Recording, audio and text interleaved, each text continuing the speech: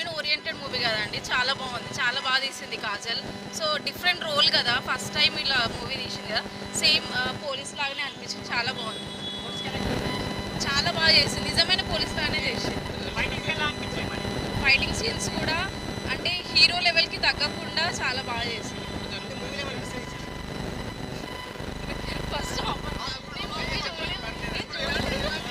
చాలా బాగుంది, చాలా బాగుంది సినిమా, చాలా బాగుంది. అంటే షీ టీమ్ గురించి బాగా నచ్చింది. షీ టీమ్ అంటే లేడీస్కి చాలా బాగుంది. ఆడపిల్ల మూవీ హిట్ అవుతుంది. ఆడపిల్లల గురించి బాగుంది,